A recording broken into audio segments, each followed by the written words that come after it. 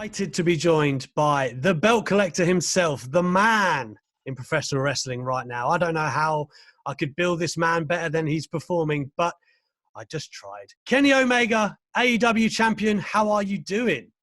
I'm doing well, my friend. Thank you so much for having me on the show.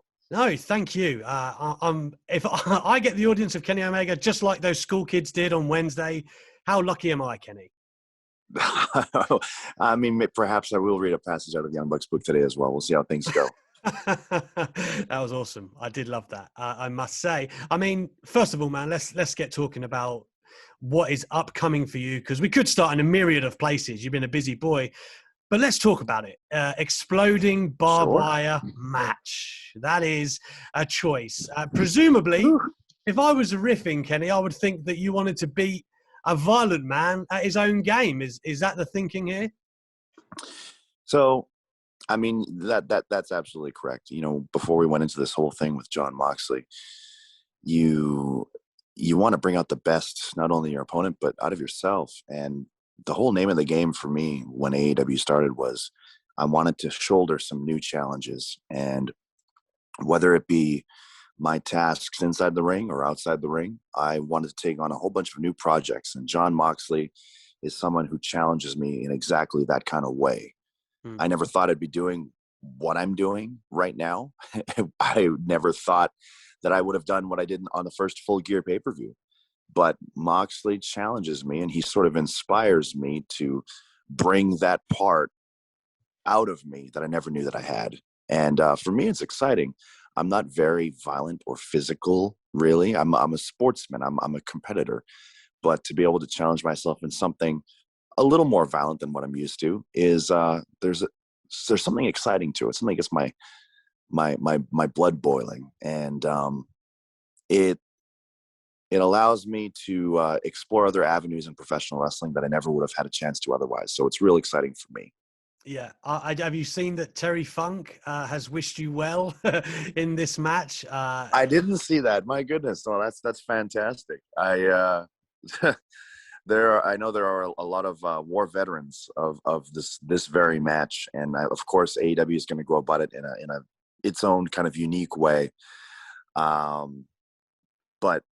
you know, the basic principles stay the same. There will be sharp objects and there will be some pyrotechnics, and there's just no two ways about it. It's going to be brutal, and I need to prepare myself both mentally and physically for what's about to happen. Yeah, I mean, you've got a habit though for making these scenarios something great. And to be fair, Jon Moxley, I can well imagine his brain is absolutely turning with this on the horizon as well. You know, exactly. It's as much as it is about bringing out sort of another layer of Kenny Omega. You know, I hope it brings out the best in Jon Moxley too. I wanna see that real violent side of Jon Moxley. I've never actually I only knew of Dean Ambrose.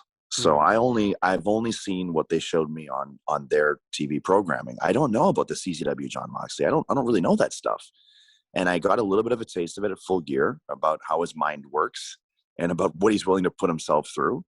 But I kind of want to push the envelope a little further. I want to see more. I want to see that version, and I want to see what put him on the map originally.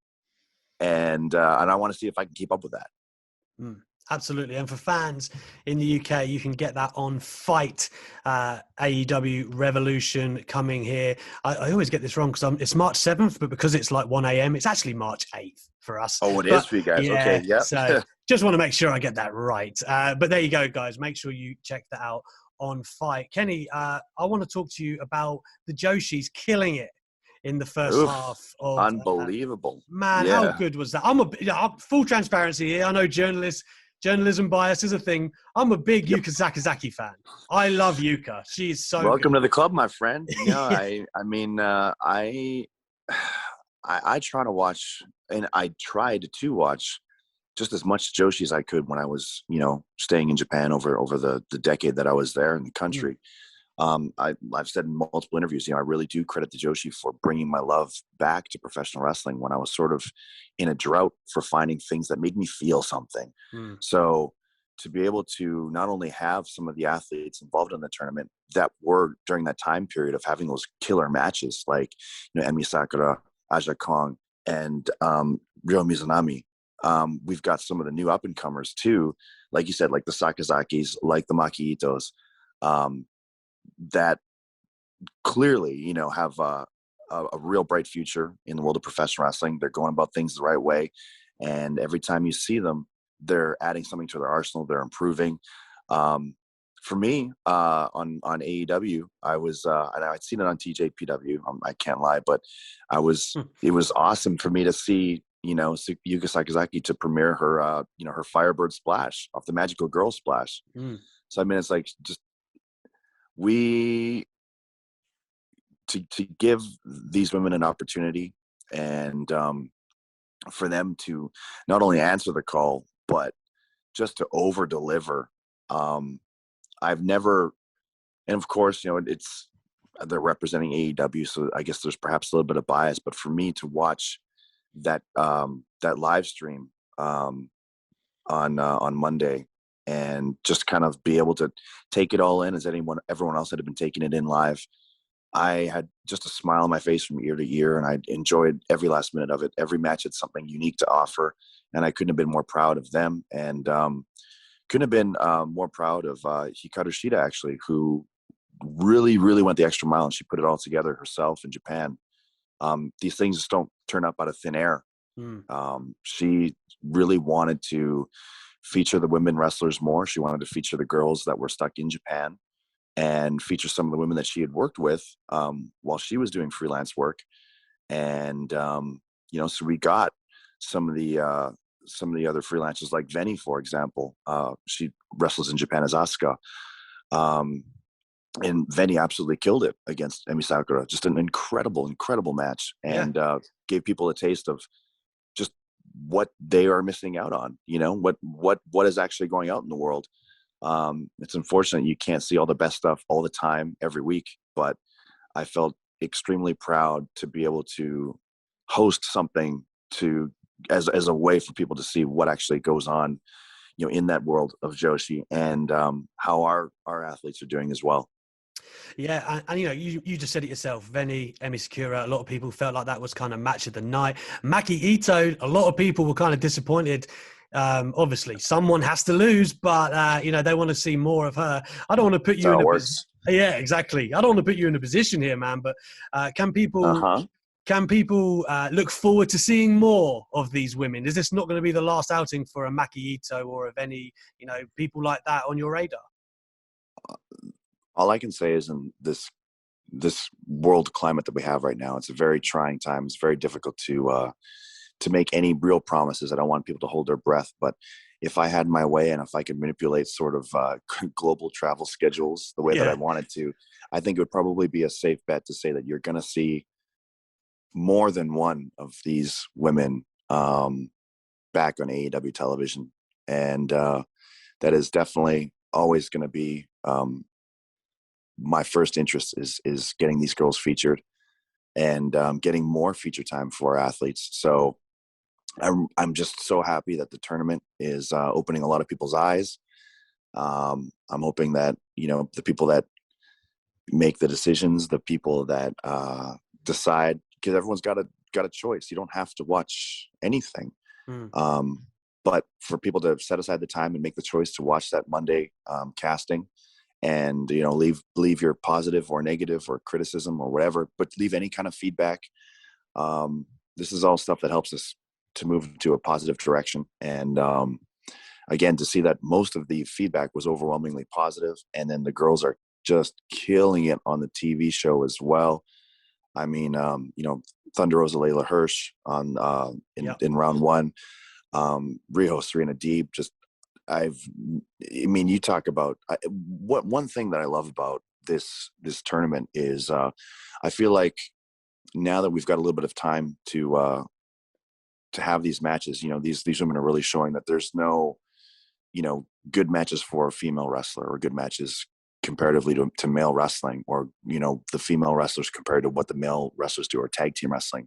Sure. I really do believe that they evened out the playing field completely, and they really set the standard on that particular Wednesday, where it was like, this was the technical standout of the night, and I dare anyone to try to beat that. It was a huge statement for the women, and I just feel like the tournament in general has just been a incredibly positive statement for women's wrestling, and that's what I'd always hoped for from the beginning. Yeah, I mean, if there was any negative feedback, I certainly didn't see it, Kenny. It's been overwhelmingly positive, and I can't wait. I mean, Thunder Rosa The best, wow. yeah. I mean, the best kind of feedback I can hear, and that I have been hearing, is that I'm mad because the person I wanted to win lost, and that's the nature. That's the nature of the beast, right? Like your favorite isn't always going to win a tournament. So I mean, if that's the worst kind of feedback I've been getting, then that's better than most weeks. You'll take it. You'll take it. Exactly. Just sticking on the women for a second, I've seen a lot of talk this week. People, Zelina Vega being free, Tia Trinidad these days. Is that a kind of talent you'd be interested in too? She seemed like she was flying in WWE before. Circumstances that really shouldn't have affected her ultimately did.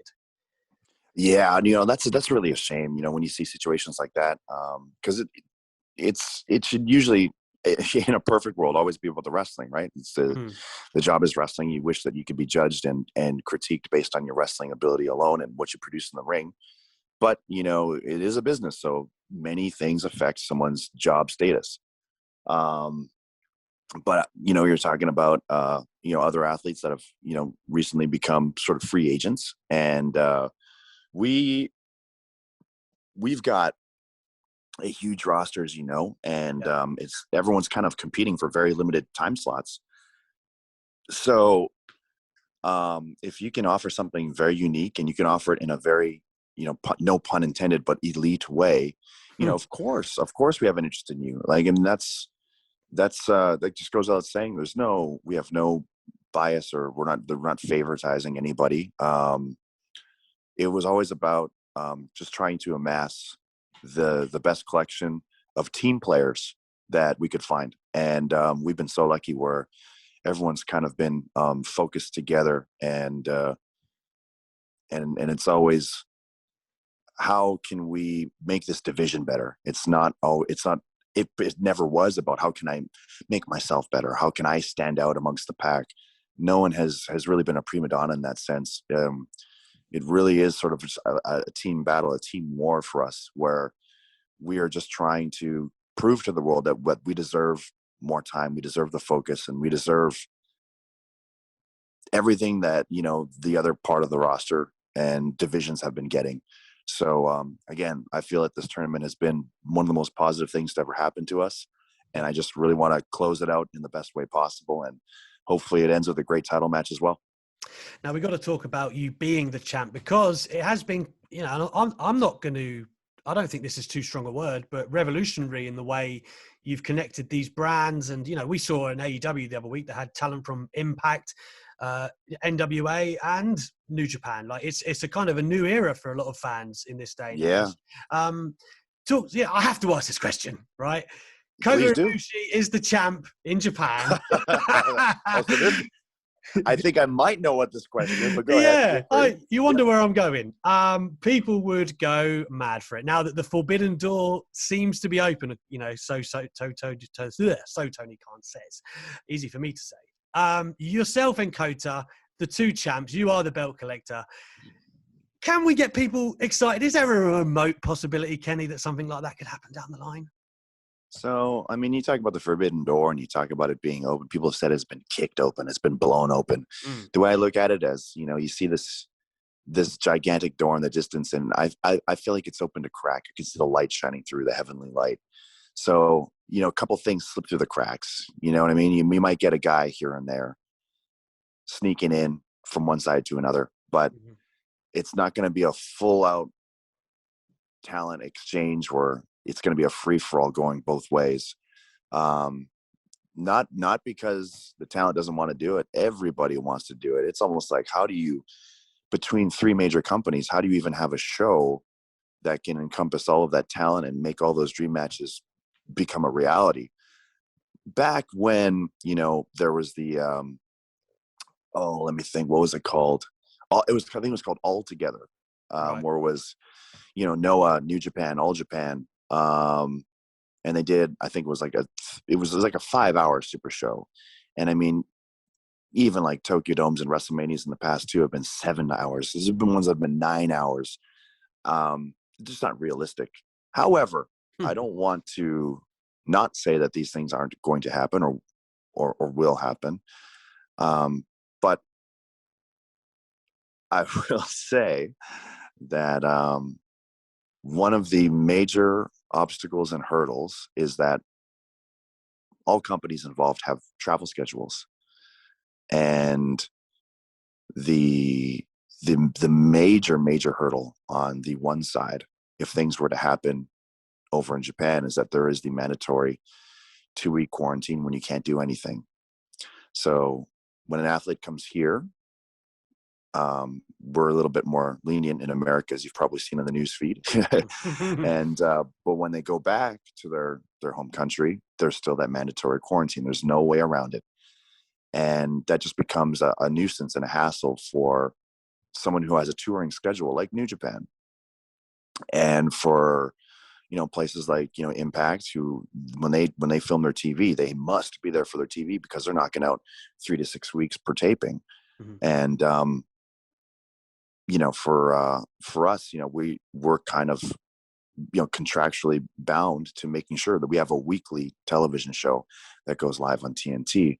So it's more of the travel restrictions and the things that make traveling between countries difficult is actually what's sort of hurting us. But in the same way, it helped this whole thing become a possibility, because now that we've taken a step back and looked at the world, everyone has kind of realized that there's something a lot more bigger than company pride or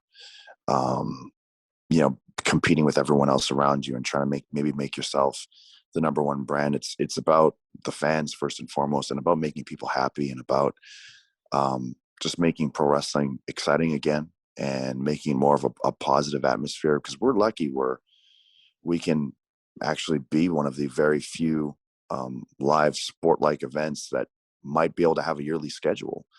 And for us now to be able to kind of team up, put our heads together, and make things exciting for fans, and for people that don't know each other's products, if you're exclusive to a brand or a product, and just to introduce another high-level athlete that you've never seen before, it's exciting, it's fun.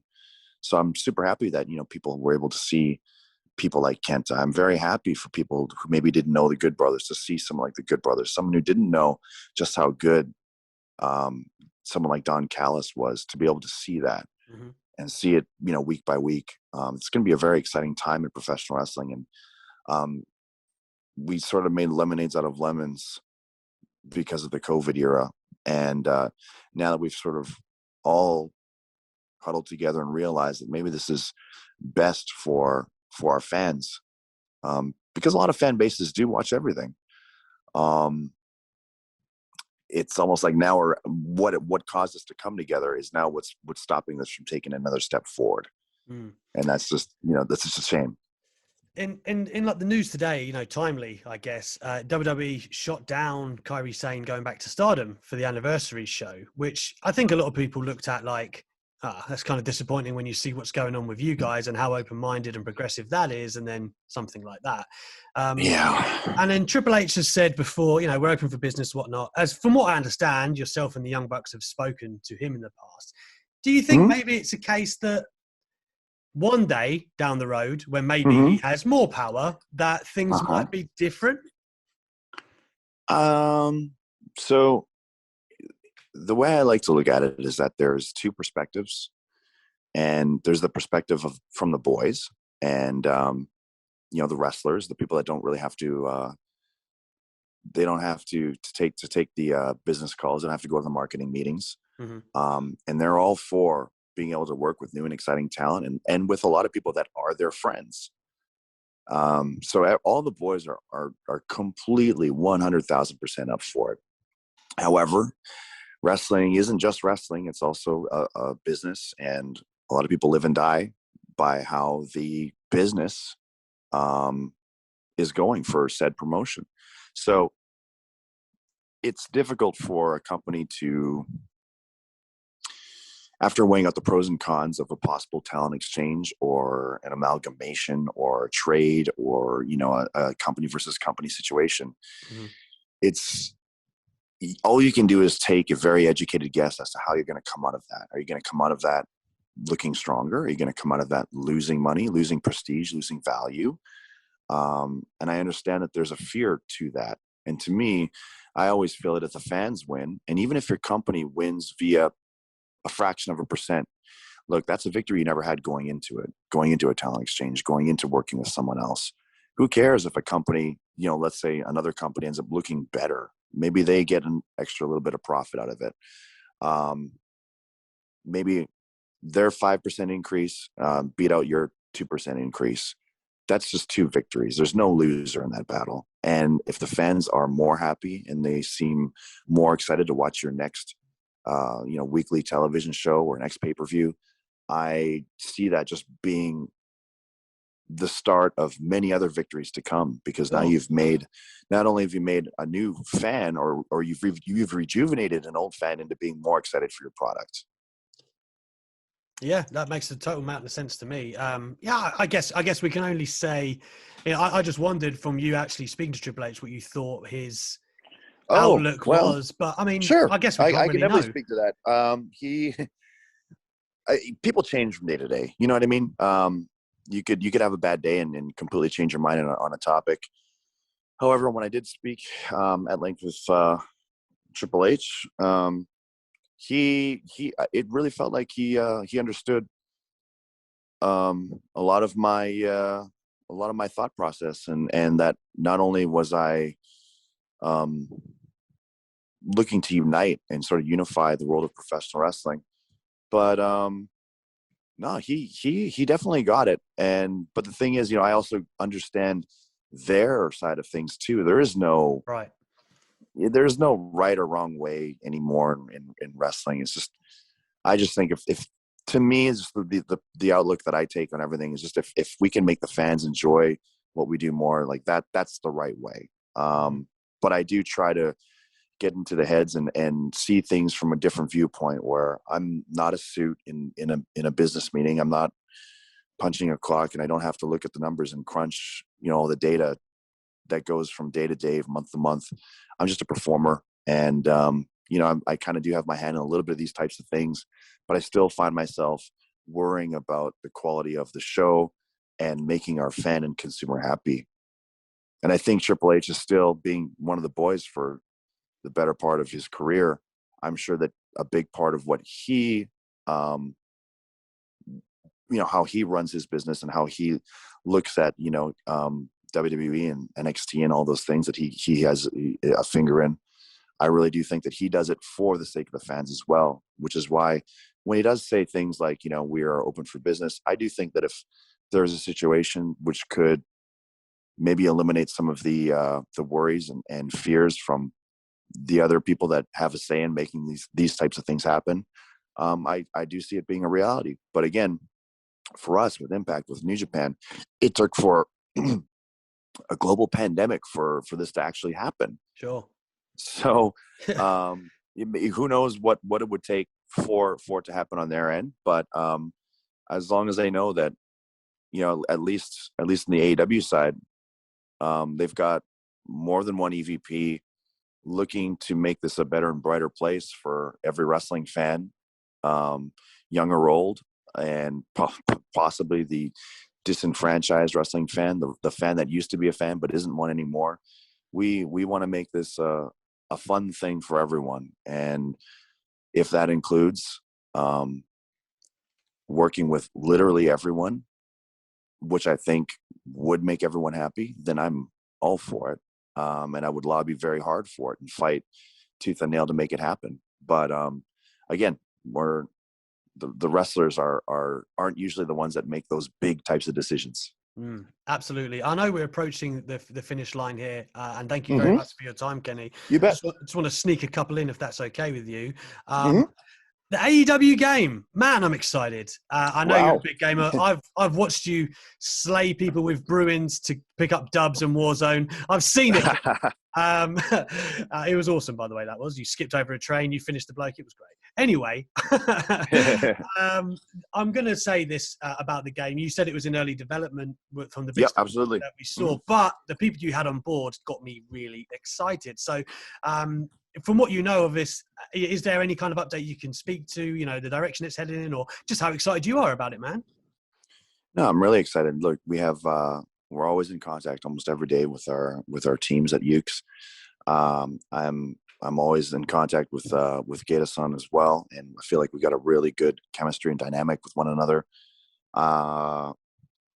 It's the biggest challenge we have right now is kind of representing the current wrestling style, and in a way that still makes it feel like the games of old. Mm-hmm. Because things have changed. You know, it's not the same wrestling climate as it was in 2000. It's as you know, we've kind of crossed over into a new generation of wrestling and wrestling styles. And I knew certain types of wrestling never ages. And I wrestle a certain way, and the way that I wrestle may not be the way that Phoenix wrestles or the way that Jungle Boy wrestles. But how can we represent all of those styles in a way where it makes you feel like you're playing as those people? And then how do you make that mesh well in an actual wrestling game? We're getting closer to that answer. And I think with every little bit of with every new sort of addition to our engine, we feel it out, we see it, we play it out, and then we'll get another idea as to how to tweak it, and then how to tweak it, and then how to tweak it again from there. And then maybe we'll come up with a brand new idea. And luckily, we've not had any huge setbacks. Anytime that we come up with a new idea or something we can perhaps implement, it's sort of like, yeah, we can do that and we can try it out. It's never been like, oh, no, I think we're reaching too hard. Mm-hmm. So it's really cool how there hasn't been one great idea or innovative idea where we said, like, I know it probably hasn't been done, but what if we did this?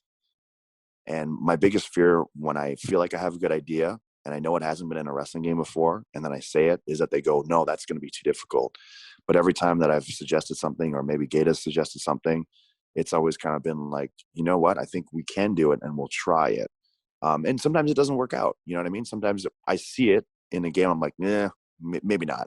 Yeah. But the cool part is, you know, we've got a team at Ukes who's willing to challenge themselves to make something representative of you know, all the good SmackDown-y type stuff that they can do.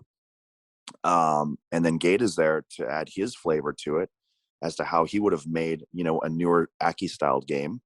And we're all sort of bouncing back and forth, and just kind of coming up with right now. I mean, we're always working on all types of things for the game, but I think the main core focus right now still is, let's get the wrestling down. You know, let's make sure that we're able to make it feel like this is wrestling in 2021.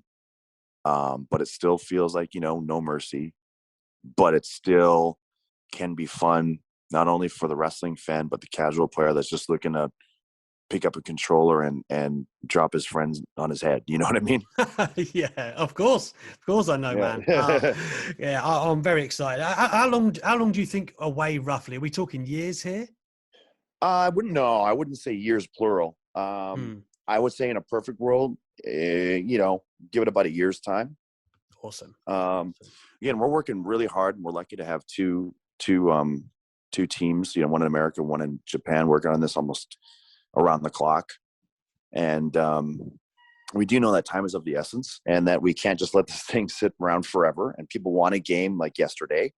So we do want to release something as soon as we feel like it's ready, and that it's representative of what our brand should be and what is going to make wrestling fans happy. And again, we don't want a Street Fighter 5 launch, and we don't want a Cyberpunk launch, you know. So I had that. So yeah. so you know, we're going to create something that I think is going to be fun to play from day one, but will be ever evolving as our roster is. So you know, as great as it is on launch, you know, as our product grows, let's say we had a new pay-per-view name, let's say we had a new arena, let's say we sign whoever, anybody. Let's whatever, insert name here. You know, we want to be able to, of course, you know, support those new additions as well. So yeah, it's going to hopefully be what people are hoping for, and that the new additions that will be released, you know, as time goes by, and hopefully they'll be really prompt with them. That's a plan anyway, that everyone will feel like they're up to date with the roster and with how AEW grows. Awesome. I can't wait, Kenny. I could sit here and talk to you all day about great stuff with Adam Page and killing it this past year, especially in the ring. That must have been sweet, by the way, after some, you know, Kenny's not giving us Japan, Kenny. And then, you know, you've been putting on absolute bangers. I could sit here and talk about it, Kenny. I really could. But I know I've taken up enough of your time, and I really, really appreciate it, my man. Hopefully we get to do this again soon. But until then, thank you so much. Thank you, my friend. Had a lot of fun.